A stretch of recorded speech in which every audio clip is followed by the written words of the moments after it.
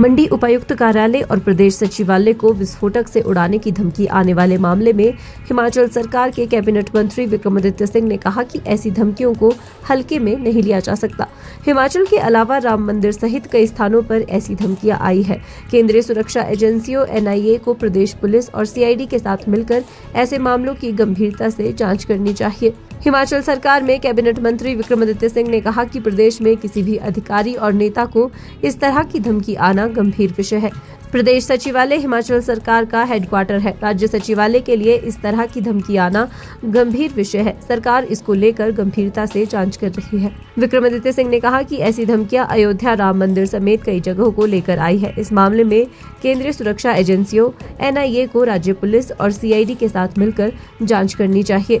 जिस तरीके से ये थ्रेट्स की बात करी जा रही है, तो निश्चित तौर से अगर इस तरीके का कोई भी इनपुट आता है, चाहे वो चीफ सेक्रेटरी को आ रहा है, चाहे डिप्टी कमिश्नर्स को आ रहा है, या और भी किसी अधिकारी को या किसी नेता को आ रहा है, तो it becomes a matter of state security और उस पर कार्रवाई होनी चाहिए।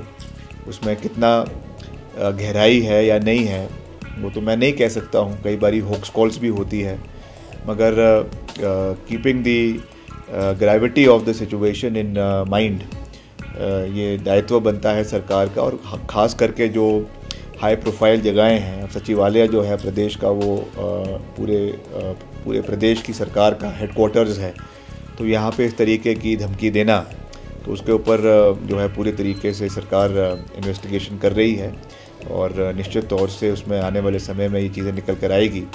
मगर ये बहुत और जगहों पे भी आया है, जैसे अयोध्या में श्री राम मंदिर में भी इस तरीके की बात निकल कर आई है, या और जगहों पर भी आई है।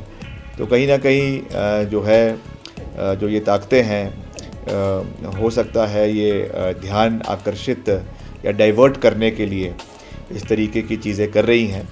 तो उसके बारे में तो जो हमारी नेशनल इन्वेस्टिगेटिंग एजेंसीज़ है, पर्टिकुलरली जो टेरर को देखती है, NIA है, नेशनल इन्वेस्टिगेटिंग एजेंसी, उनको इसके ऊपर जो है कार्रवाई करनी चाहिए।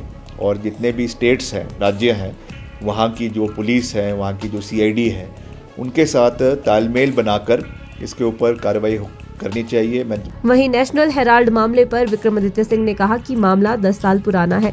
10 साल से मामले में एजेंसी को कुछ नहीं मिला। उन्होंने कहा कि केंद्र सरकार अमेरिका द्वारा लगाए गए रिसिप्रोकल टैक्स और शिक्षा बेरोजगारी के मुद्दों को लेकर दबाव में है, इसलिए ध्यान भटकाने के लिए कार्रवाई की जा रही है। उन्होंने कहा कि मुख्य विपक्षी दल कांग्रेस समेत सभी विपक्षी दलों के नेताओं पर इस तरह की कार्रवाई होती है। विक्रमादित्य सिंह ने कहा कि जो नेता भाजपा में शामिल होता है, वॉशिंग मशीन से उसके पाप धुल जाते हैं।